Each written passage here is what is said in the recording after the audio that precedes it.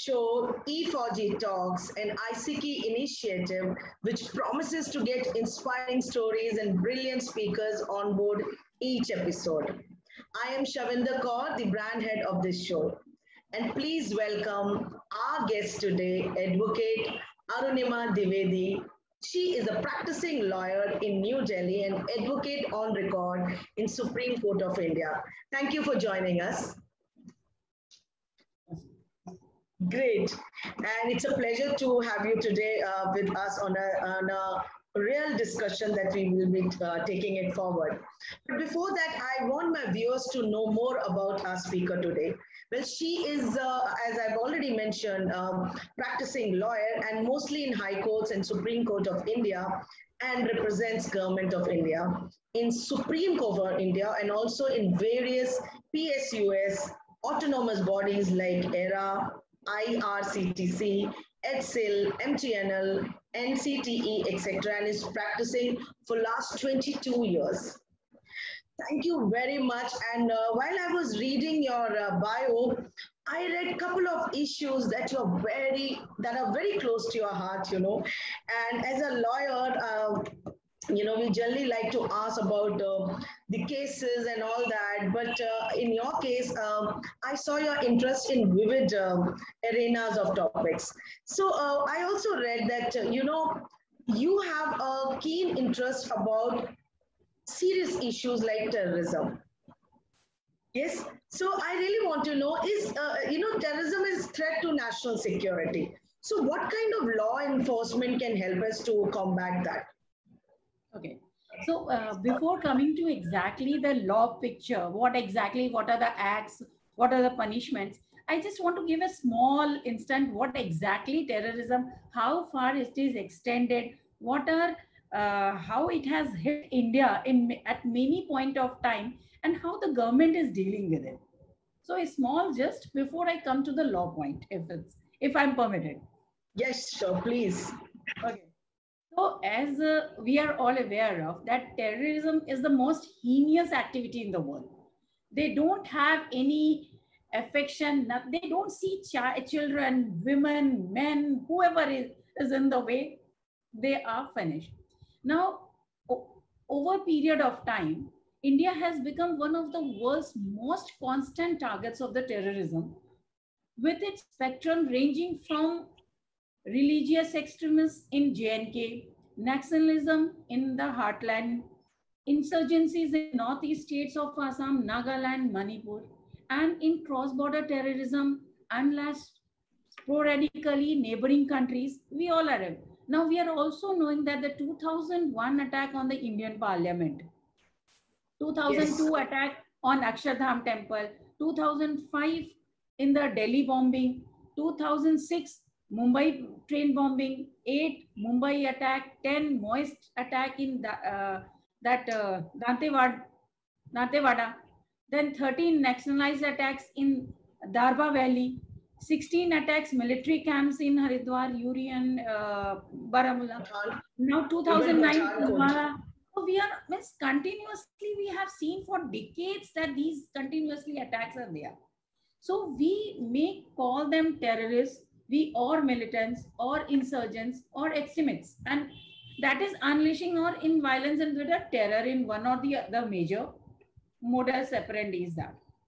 So with wide-ranging acts of terror and violence is geographically spread all over India, as we all know. But basically, it is more centered to North, Central, and Northeast India. And yes. sleeping cells carry out covert actions where? In metropolitan cities or distant corners. Now, India counter-terrorism strategies and policies have to combat effectively with religious terrorism, leftist nationalisms, insurgencies in the Northeast India, narco-terrorism, and nationalistic act of terrors. So since terrorism is backed through financial fundings and training from across the border, it has become a serious danger to the Indian security unity and integrity as well. Now, when I study, or because of Afghanistan, what latest we are seeing, yes. what is going on there. So I put one question to me. Have the counter-terrorism initiatives, strengthening strategies undertaken and the policies evolved by India post 26/11 Mumbai blast resulting in containing the terrorism effectively? So this is a question what we all comes to our mind. So in this, I'll just point out one thing, that the Unlawful Activities Prevention Act, that is UAPA Act, we all know, was amended in 19, has enhanced, improved, and has been equipped to deal with the terrorism in all of forms for the safety of the country. With the present government, I'll say, like, we have a very upper hand. On the other hand, the National Intelligence Grid, that is NATGRID, was first formed in 2009 with the signing of MOU in collaboration with the National Crime Record Bureau to fight terrorism. And with heads off to Mr. Narendra Modi, Prime Minister of India, he presented an 11-point action plan to combat terrorism internationally during the G20 conference in Hamburg, Germany in July 2017. In December 2019, the United States hosted the 2+2 ministerial dialogue, in which the ministers called for the concerted action against all terrorist attacks, because that was a hub and where they people organized and they thought of, yes, combinedly they can work on it, including there were, you know, that our terrorist networks, including Al-Qaeda, ISIS, that Daesh is also known to them, LET, JEM, HQN, Hizbul Mujahideen, and there are so many of them. You just name and there is a group. So they basically what? They have two motives. One either is a political or is a financial or a sort of pride. They get a pride in killing people. So this is what we come. So territorial integrity, sovereignty, security of people has always been on priority of the Indian government. So from these actions of the government, we find it, yes, it has been at the priority. So now what the legislation is doing for us. So at present, the legislation in force to check terrorism in India had very two important goals. They had the National Security Act of 1980 and the Unlawful Activities Prevention Act of 1967. So I'll just name few major laws, as I know I have only half an hour or some time. So only the major law was they are looking into. So in the Unlawful Activities Prevention Act 1967, now what it was, that is UAPA, we say, was designed to deal with the associations and activities that question the territorial integrity of India. And the ambit of the act was strictly limited to meeting the challenges to the territorial integrity of India. So the act is completely within the purview of the centralist, what we say in the 7th schedule of the Constitution. Then came the Territorial and Disruptive Activities Prevention Act, that is TADA, as we yes, all we are well aware of. We're all aware of that. Yes. So the second major act came into force. It came in September 1987. Sorry. This act had much more stringent provisions than the UAPA, what I said. And yes, it was specifically designed to deal with terrorist activities in India. So when TADA was enacted, it came to even you won't believe, it was challenged before the Supreme Court of the country of being unconstitutional. So the Supreme Court of India held its unconstitutionality validity on the assumption that those entrusted with such draconic statutory powers would act in good faith and for the public good. So in one case, it was Kartar Singh versus State of Punjab. The court held it its very strong view. Then came the Maharashtra Control of Organized Crime Act, that is called MOCOCA. Okay. Now, this is another major anti-terrorist law in India, and it was enforced in April 99. This law was specifically made to deal with the rising organized crime in Maharashtra, and especially in Mumbai due to the underworld, because they are also one part of it. Part of terrorism. It is also part of the terrorist act. Then came the Prevention of Terrorism Act, which is 2002. That is called POTA.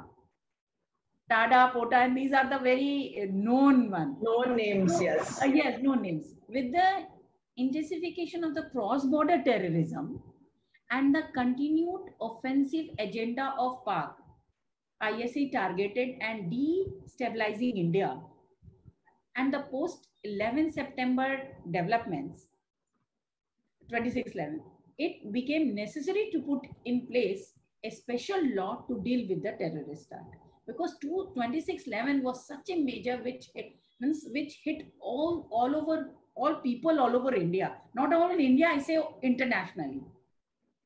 So in one case that is called the People's Union for Civil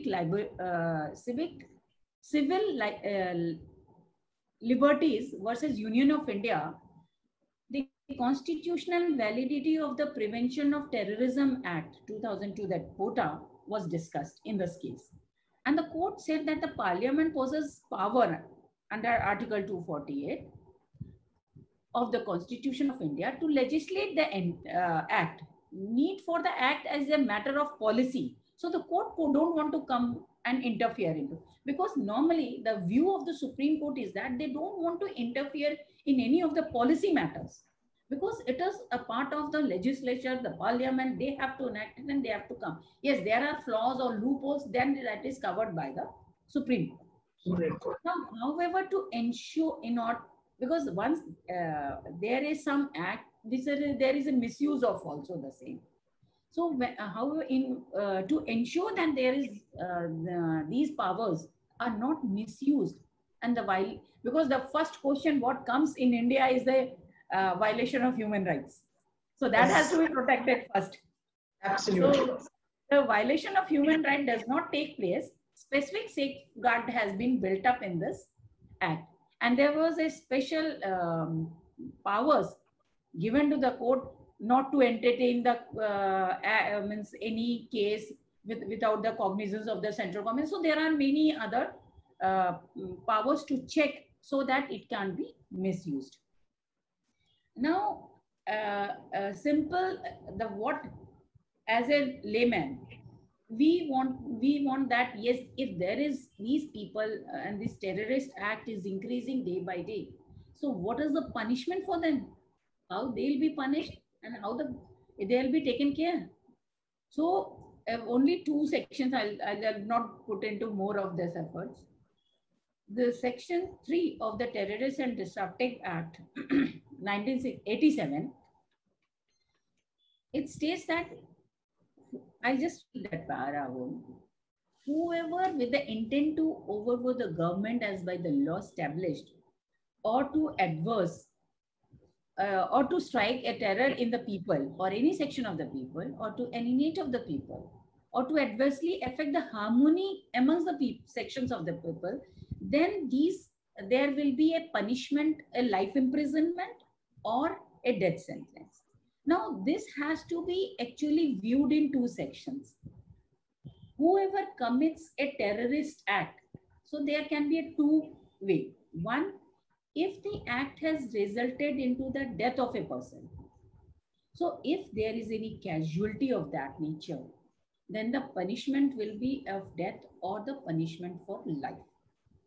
But for example, there are things like, if any other case, they just to terrorize the people, they are not killing any, there are instances in many ways. So if there is any other case, it is punishable with imprisonment for a term not less than 5 years. But if it is added with loss of life and other things, then it will be extended for life and shall also include the fine. So one common case which we all very well aware of. Now I'll just have a small, where is a loophole?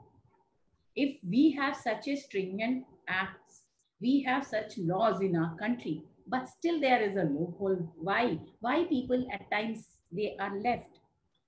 As we all know, that Mr. Sanjay Dutt versus state of CBI matter is a very known matter. In fact, In this, Sanjay Dutt was arrested under Section 5 of TADA, yes, right? But he is not punished. While when we read Section 5 of TADA and Section 4 of POTA, I just said these are the acts Yes. and clearly shows that the possession of certain unauthorized arms is punishable under TADA and POTA. But Sanjay Dutt is not punished as such. yes, So these are the few loopholes which, yes. when the court sees the facts and the circumstances and the evidence, they evaluate it and then accordingly they set the punishment. So now what comes next in this line? Sorry, you put my question. Can you repeat it again? Yeah, so my question was that which you already answered, very well answered, that, you know, what are the law enforcement and punishments that you already told me, yes. So in the end, maybe I'll conclude it with one thing, because since we have acts, laws, everything in hand, but there are still few things which as a person, as an individual or as an Indian citizen, what I'll be looking forward. So in order to protect the land and its people, India must have a counter-terrorism capabilities. How? Means it should be what? Like by strengthening the border security, one, providing adequate and state-of-the-art arms and ammunitions, Yes, robust communication network, smart technologies to the armed forces who are guarding our border. That means a seamless and proficient communication infrastructure, robust and reliable intelligence network, well-trained and equipped counter-terrorist security forces. But as I said, from last 6 to 7 years, we had seen a lot of increase in the defense fund and the strengthening of our defense. So the government is putting its all efforts to protect the people from these terrorist acts. And as we have seen, whether it was in Arab or other countries or like Afghanistan, now India has played a proactive role in that. They are just bringing our people back to it and safely. And there are many instances of such nature. so nice. That's really nice. Thank you so much. Especially, you know, explaining it to a layman. You know, it's very. It was very clear to us, you know, how to understand what is terrorism. Because terrorism, according to me, is like a termite. You know, it keeps spreading, and if it is not, and thanks to Supreme Court of India, it is one of the, you know, very strong, highest and very strong in known worldwide for that matter. So we do have the faith in our Supreme Court, and thank you for In our legislation and parliament. Yes, absolutely, absolutely, and you know, and as I belong to the armed forces, so we really, it's very close to our heart to understand, because many attacks were done in the camp also. You know, they were very close situations that we have seen. Basically, they target our troops. Yes, even the 26/11, I remember my dad was posted in Mumbai, and we visited Leopold just a week before that. So we were really fortunate to be, you know, safe for that matter. Yeah, and thank you for sharing that. Interestingly, Advocate Arunima, I read about your other interest as well, and that is climate, you know. Let's switch to from a serious topic to another serious topic, which is again a threat. And what good example is the pandemic, how the nature is actually, you know, played its game to teach us lesson. So what according to you are the more causes for the severe weather or crisis for the food resources and spread of diseases? Could you just enlighten me on that as well? Okay. So, the topic means like what we are into looking for, that what exactly the climate change, how it is affecting, and how it is a threat to the humanity today. Basically, we Yes. are looking into this concept. Now, as we know that climate change is coming faster than what we thought. When we were young, we never had any thought process like, yes, there is a pollution or there is a global warming. And as a kid, we never even thought of. But presently, we see the kids, they are having the knowledge of what exactly the climatic change is. So I just say that it is coming very fast to us than what we are even thinking of. Yes. Now, climate change is potentially the most devastating and hardest problem that we have faced during our existence, like during some of the near years, we can say. Now, although the impact of, because of these climate changes, there is an impact of global warming as such. We say there is a global warming. Now, global warming such as what? Basically, as a word, global warming includes many things. Like it will increase your global temperature.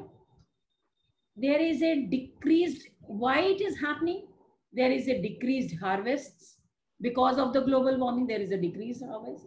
There is increased floods, droughts at some places, floods at some places. So there is a very imbalance. Extreme weather events, we say somewhere we are seeing that there is a drought, and somewhere there is a landslide, there is a water, there is a flood, since everything is going on. Then desertifications and the displacement of hundreds of millions of people are happening because of this. So it is slowly occurring year by year, giving us a false sense of comfort. We know Absolutely. it is giving, but as a human being, we don't want to listen to it. Unless it comes to us, we face it, as like the pandemic, what we have into. Then we realized actually, yes, what for us as a human being, for our health, what we are doing. Then we become very health conscious, breathing things, this thing, eating good thing, eating, improving your habits, all this came into. But we, as a person, if I have to, I'm just working and coming and going, I'll not look what the nature is all about. I'll not even give a second thought to it. So this is why the world is only progressively moving towards the eco-friendly solutions, allowing for decades to pass before we truly stop realizing greenhouse gases and stop making the problem worse. Now, we know that we cannot stop climate change without stopping deforestation. That is a major issue. Absolutely. This is a major issue, which in near coming future or presently people have started realizing. So even the governments are taking steps. There are acts, there are tribunals for this. Green tribunal is there, set up, and everything is there. Because as per one data, by 2021, an estimate of around 15 million trees are cut down every year. To make space for what? For the production of crops that are used for the consumer products, or to make space for cattle ranching, or in order to produce more meat. Because cattle ranching is going for what? So that the production of meat increases. Yes. So meanwhile, we are answering this problem. We are doing it. It's not that we are silent now. We are answering these problems by planting trees ourselves, but our collective effort of organizations such as Tree Nations and world governments only sum up to estimate, say, 5 million trees planted per year. But still there is a loss of 5 million. And that will accumulate, and at the end of the day, what will have? Because one tree, when it is planted, it takes many years to grow into one tree, a sibling. And whereas we are just planting. Even a small example, I will say how the quotes are very helping in this. in High Court, I have a great respect for the judge. What he said, like, if you are in any contempt matter, so what is the punishment to be given to you as a contempt? He said, okay, go and plant 10 plants. Okay. So this is your punishment for as a contempt. That's a good one. Good one. So Yes. how to make people aware of? So it is one of way of, like nowadays in school, the teachers are making children aware of how to protect plants. So every day there'll be an area they'll be allowed to, okay, grow one plant, go and put manures, go and put water and water that plant every day. So at least they have the realization and we come into. Now, naturally, if we are into, we are planning to prevent it. Now, how that prevention can be done? It can be done, say, by, as I said, there are few examples, I've already mentioned it, but spreading of education on one of the importance of going green can help make a big difference of this. Lobbying government, discussing the policies to reduce the carbon emissions, as like we all know that in Delhi, like they have said, like for the diesel vehicles 10 years and for the petrol vehicles 15 years after that they will be discarded and all that. These are the few steps where the government is planning to take it. Now, encouraging reforestation is an effective way of making a progress for the climate change. Now, as you said, that yes, legally what we are into, as a on Yes. a legal, we have to look for also. Now, there is a Environmental Protection Act 1986 of the Parliament of India. They relate to the protection and improvements of human environment and the prevention of hazards to human beings, other living creatures, plants and property and other that. So there are many acts, rules and regulations related to the environment protection by the Ministry of Environment and Forest. That is, we say MOEF. That our ministry is one special, complete ministry is there to take care of this. Now, the rules and some of the rules and regulations, because it's not only plant and there are so many. Like we have legislations related to coastal regulation zone. That is one of the threat. Then delegation of powers, eco-mark schemes, eco-sensitive zone, environmental clearance, environmental labs, environmental standards, hazardous substances management, noise pollution, ozone layer depletion, water pollution. Means there are so many things which has to, because they are one or the way connected to the nature. And in one or the other way, they are going to affect us as a human being only. There is a one National Green Tribunal Act under which the National Green Tribunal has been established. Now, this is basically, they are really, they are looking for the disposal of cases relating to the environmental protection and conservation of forest and other natural resources, including enforcement of any legal rights relating to environment and giving other reliefs or compensation to the person or the property. So it's not that, yes, in the coming days, people are aware of what is the effect, where we are going, what is the, what if we don't work upon it now, where we are going to lead to. So there are enormous examples which the nature has shown us. As I said, they are giving us that feelers. We have to just feel it. Thank you. That's so great. Thank you so much, Advocate Arunima. And we are left with just few more minutes. Quickly, I want to know, a tip or advice to our young generation or our viewers, Okay, I'll not give any advice for this, what topics we had covered. But as a person, we all know that there is no shortcut to any success. So whatever you do in life, but please, the way you pray to God, you have to pray to your work as well. You have to give your 100% whatever you do. If you leave a place, that means your prayer towards that thing means you have left that prayer. So it has to be given 100%. If I do any work, if I don't give my 100%, somewhere in my heart or in my mind, oh, had I been done this one, I would have done it much better. So to the present generation, I'll just say, please just keep your mind open, do whatever. There are enormous of things to do, but do it with a full 100%. What do you have to do? Great. That's a wonderful way of wrapping up the conversation with you. And I convey all the very best for all your future endeavors. And we are really honored to have you on board today on a very good discussion that we had.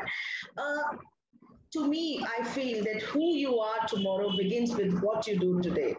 And that truly is inspiring, the way you have explained it to us. And truly, you are one of the experienced person with that kind of arena that you have. And thank you once again for joining our Women's Special Series, Choose to Challenge. Thank you. So if you wish to share your inspiring stories, please contact Shavi@e4gtalks.com. I thank all our viewers to please like, share, and subscribe to our channel, and especially today's show, which was very inspiring. And thank you once again to the guests. Don't forget to put your comments in the review box. For more interesting stories, stay tuned. Jai Hind. Thank you.